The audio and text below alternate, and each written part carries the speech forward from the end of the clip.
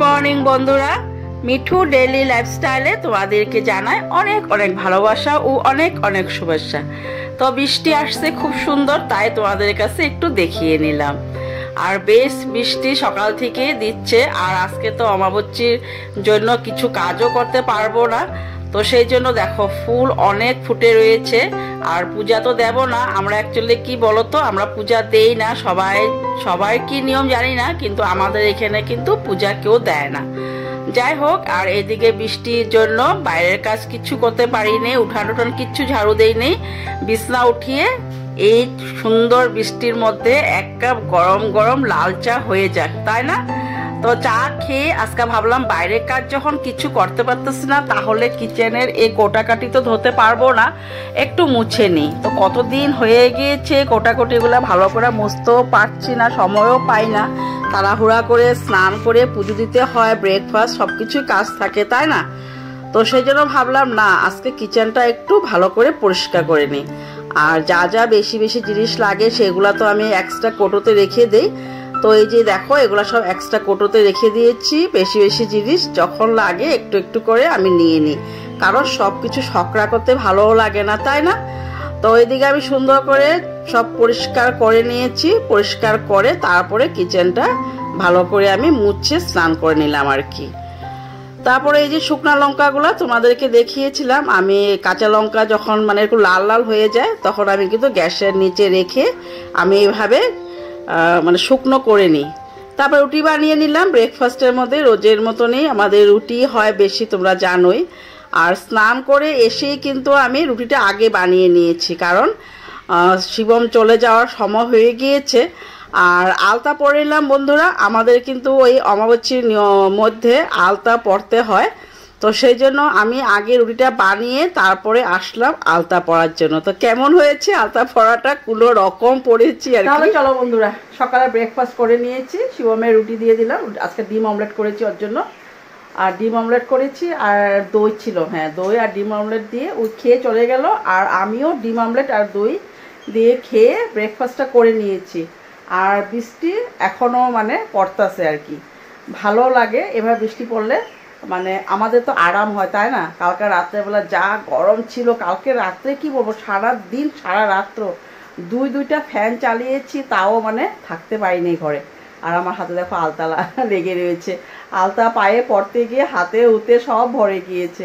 আচ্ছা যাই হোক, তো এখন একটু যাব গুটের পয়সা দিতে। তোমরা তো আগের ভিডিও যারা যারা দেখেছো তারা নিশ্চয় জানো, আমি আত্মসহায়ক গুটের মিটিংয়ে যেতে হয়। তো সেই জায়গাতে যাব এখন, টাকাও দিয়ে আসবো। আর কয়েকটা নাইটি নিয়ে আসছিলাম, তোমার ভাইকে বললাম যে কয়েক পিস নাইটি নিয়ে আসো। তো ওই বাইদরা আমাকে বলে কখনো যে তোমাদের দোকানে নাইটি থাকে, তো নিয়ে আসবা তো নাইটি, যদি পছন্দ হয় নেবে আর কি। তো এই যে এই কয়েকটা নাইটি নিয়ে নিয়েছি। নাইটি ধরো ব্যাক ক্যামেরা এক পিস নাইটি রয়েছে, নিয়ে নিলাম কয়েক পিস। যদি পছন্দ হয় নেবে, নাহলে বাড়িতে নিয়ে আসবো ঘুরায়। আর বৃষ্টির জন্য বালতিতে এইভাবে কাপড় রেখে দিয়েছি, বৃষ্টিটা একটু থামুক আর এসে নিয়ে এসে বাইরে মেলে দিবা। যদি না হয় তো এইখানে কোনো জায়গায় মেলে দিব। তাহলে চলো যাওয়া যাক, দেখতে থাকো, আশা করি ভালো লাগবে। আর বাইরে গিয়ে হয়তো ভিডিও করতে পারবো না, কারণ বৃষ্টি, হাতের ছাতা, হাতে মোবাইল হবে না। আর যদি পারি তোমাদের কাছে শেয়ার করে নেব। চলো সঙ্গে থাকো, দেখতে থাকো। চলে আসলাম এই ম্যামের বাড়িতে। এই ম্যামের বাড়িতে গুটের মিটিং হয়। আর দেখো কি সুন্দর, এই বৃষ্টিতে না এই ফুলগুলা কিন্তু বেশি ফুটে। দুটোটা সাইডে লাগিয়ে রেখেছে। আর আমি বারান্দাতে একটু বসলাম, ম্যামে বললো যে এখানে বসো, আমি আসছি। তাহলে চলো বন্ধুরা, এই যে চলে আসলাম গুটের থেকে। ওই তোমাদেরকে বলেছিলাম আগে যে আমি গুটে যাই প্রত্যেক মাসে, মানে টাকা জমা দিই আর কি, আত্মসহায়ক গুট। তোমরা যারা যারা আমার আগের ভিডিও দেখেছো তারা সব জানবে। তো ওখানে গিয়েছিলাম আর আসলাম। আর জানো তো বৃষ্টিতে একদম ভিজে গিয়েছি, চুল টুল পুরা ভিজা। এমন স্নান করে গিয়েছিলাম, তার মধ্যে আবারও ভিজে গিয়েছি। আচ্ছা যাই হোক, তো এসে ভালো করে চুল টুলগুলো ফ্যান চালিয়ে শুকালাম। তারপর এখন রান্না করতে হবে। রান্না করি নেই কিছুই, আর কাপড়গুলো মেলি নেই, কাপড় মেলবো, তারপরে সব কাজ করব। তাহলে চলো দেখতে থাকো, আশা করি তোমাদের খুব খুব খুব ভালো লাগবে। তাহলে চলো রান্না করতে চলে আসলাম। আজকে রান্না একদমই সিম্পলভাবে করব। আজকে রান্না করব ডিম আর ডিম দিয়ে আর সোয়াবিন দিয়ে আলু দিয়ে রান্না করব। তারপর বেগুন রয়েছে, বেগুনগুলো ভাবলাম ছোটো ছোটো করে বেগুন কেটে নিয়ে বটি বানিয়ে নেব। আর ভাতটা বানানো হয়ে গিয়েছে।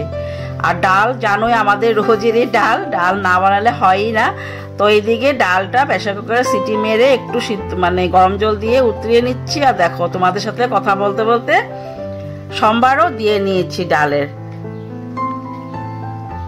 তারপর এই যে বেগুন বটি বানাবো। বেগুন বটিটা পেঁয়াজ সম্বার দিয়ে কাঁচা লঙ্কা দিয়ে একদম ছোট ছোট করে বেগুনটা কেটে নিলাম, বেগুন বটি করে নিয়েছি। এটা আমাদের তোমরা যদি চাও তাহলে আলু দিতে পারো, কিন্তু আমি আলুটা আজকে দিইনি। আর ডিম দিয়ে আলু দিয়ে বানাবো, তো সেই জন্য আলুটাকে একটু ভালো করে লাল লাল করে ভেজে নিচ্ছি। আর ডিমটা আগেই ভেজে নিয়েছি। তো পেঁয়াজ দিয়ে ভালো করে ডিমটা মানে কষা কষা করে রান্না করব, তো সেই জন্য ভাবলাম পেঁয়াজটাকে একটু ভালো করে লাল লাল করে ভেজে নিই। তো পেঁয়াজটা ভাজা মোটামুটি লাল হয়ে গিয়েছে, কালারটাও চলে আসছে। তো আলু দিয়ে আর মশলা দিয়ে ভালো করে সাঁতলিয়ে তারপরে একটু সামান্য ঝোল দিয়ে নামিয়ে নেব।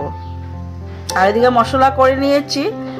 শুকনা লঙ্কা আজকে বেটেছি বন্ধুরা, আজকে একদম মানে ইচ্ছে করে না আর কাঁচা লঙ্কা দিয়ে খেতে, তা ভাবলাম না কাঁচা লঙ্কায় শুকনা মানে করে নিয়েছি, তোমাদেরকে বললামই। তো সেই শুকনা লঙ্কাটাই বেটেছি, বেটে তারপরে ভালো করে এটাকে সাঁতলিয়ে ডিম তরকারিটা বানিয়েছি। আর জানো তো আজকে ডিম তরকারিটা খেতে মানে ভীষণ টেস্ট হয়েছিল, ভালো লেগেছিল খেতে। তো এদিকে সোয়াবিনটাও দিয়ে দিলাম সাথে। সোয়াবিন দিয়ে ভালো করে সাঁতলিয়ে ডিম তরকারিটা বানানো হয়ে গিয়েছে। আর কেমন হয়েছে তোমরা কমেন্ট করে জানিও। আর কিন্তু বললাম না তোমাদেরকে যে দেখো ডিমের কালার দারুণ আসছে। তাহলে চলো বন্ধুরা, আজকের মতন ভিডিওটা এখানে রাখলাম। Bye bye.